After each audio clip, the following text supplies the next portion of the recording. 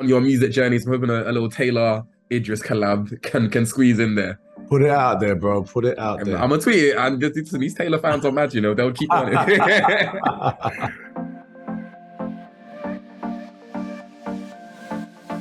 Would you ever hug a lion? Like, would you pet an actual lion?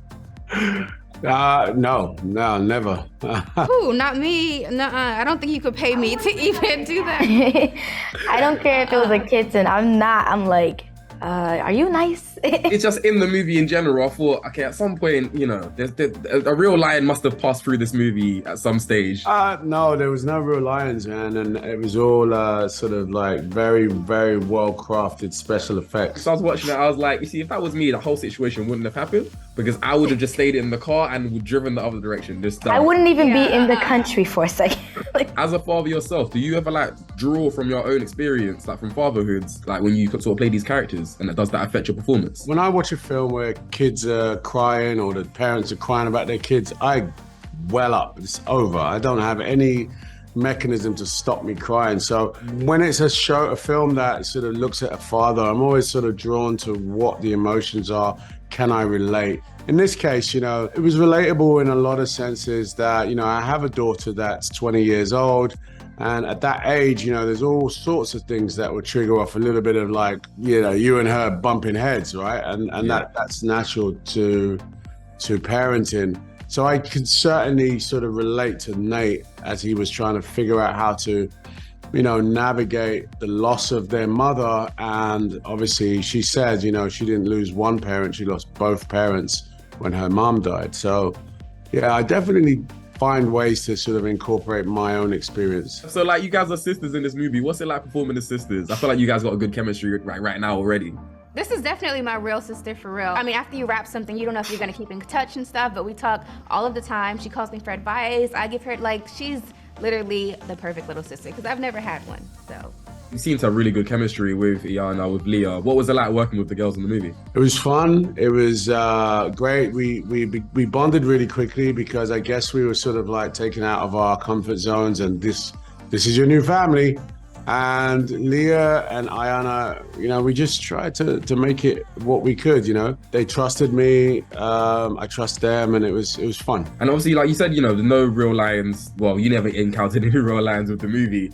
When you're dealing with a CGI creature as that is like sort of on set, is there any like sort of struggles in terms of acting and performing against it? Definitely, there's a lot of layers that you have to consider. Obviously, there's nothing there, and what is there is probably a little distracting from anything like what the lion might be. And then, there is some technical aspects about where you look, where your hands can be, how they can be, open, close. I mean, there's lots of different layers to the technicality of working with something that's going to be applied later. For me, I want to direct one day. It was an absolute masterclass on how to do it. And when you see the results, this is really, really well done. Those lions look real, albeit very ferocious, but they look real. What can fans or audiences expect from the movie? Wildness.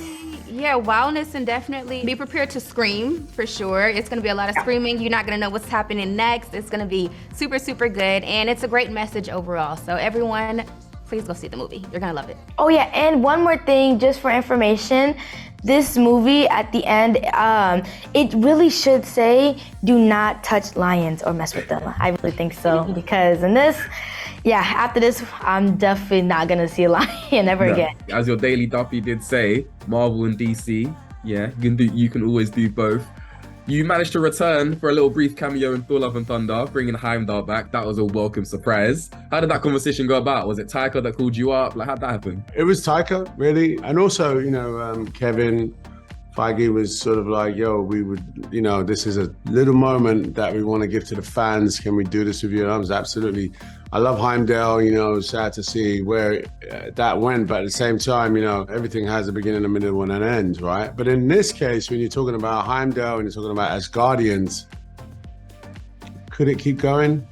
Who knows? Well, I'm excited to find out, man. I'm not saying no to any more Heimdalls. Bloodsport, Suicide Squad. Any sort of plans to continue that in future? I hear, you and James Gunn have had conversations. I can't say too much, man, but I'm excited about, an opportunity that may be arising to sort of like dig deeper into the DC universe a little bit. You know, obviously there's a character that I've played, but there is, you know, an incredible sort of idea that's floating around. And yeah, I don't want to say too much. I don't want to, you know, it isn't a done deal at all. Yeah. But yeah, man. Leah, like moving on to like your next project, you're filming it now, Percy Jackson. What was that like, getting the call to be, you know, Anna Beth? How's that going? It's going great. I love filming on Percy Jackson. The cast is amazing. I love the locations that we're filming at. I cannot wait for you guys to see it also. I'm so excited for it. What's Walker like to film with? Oh, he is very, very funny, but I'm scared of a lot of stuff.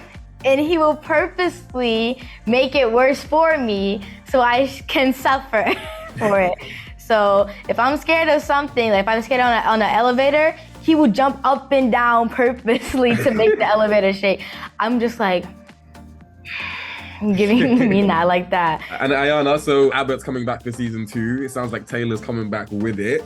What's it like filming with Quinta, with Tyler? How's that They going? are so funny. Like, the show is naturally funny, but them, just being around them, nothing but jokes. They're hilarious. And Shirley Ralph, who plays my mom, she is like an icon to me. So when I found out that she was gonna, like, I actually booked the job, I was like, yes. So super sweet cast, and they are nominated for so many things right now. So I hope that they win everything. Yes, I want that Emmy sweep for Abbott. Come on. Yes. Switching over now to the music scene. You're a man of many talents, Idris. The Daily Docu last year, that was a madness on GRM. Thank you, man. Any plans on returning to the music scene? You got anything coming up?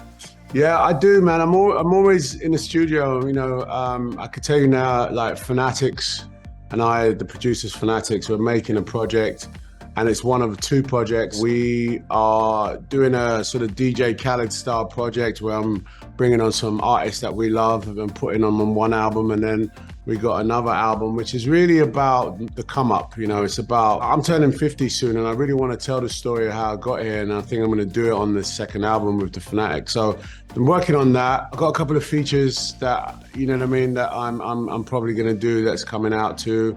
And then I'm DJing. I've got my, you know, Ibiza residency. Love that. When you're DJing, you still doing it under Big Driz, or are you just Idris? It's just Idris Elba. Everyone asks me about Big Driz to London. I'm like, well, I don't even know if I ever used that before. Everyone, it always comes up in all these little questions. It always comes up. Yeah. Well, one track I didn't expect you to feature on, I don't even know if you've sort of spoken to this, but at the start of one of Taylor Swift's songs, pop on for a little sample, and I think it was a James Corden interview she sampled. Did you know you were gonna be on that track? Did she talk to you before? Yeah, she did. She asked me about that, and she said, you know, I really just love this little sample, you know, like, and we was hanging out, you know, a lot, you know, we were working on Cats, so she was like, I just want to put this on. I was like, do it. You're a fan of her music as well, I assume. She's super talented, you know, and she's so humble, man. Like one of the most humble superstars I've ever met, to be fair. On your music journeys, I'm hoping a little Taylor Idris collab can squeeze in there. Put it out there, bro. Put it out there. I'm gonna tweet it, and these Taylor fans are mad, you know. They'll keep on it.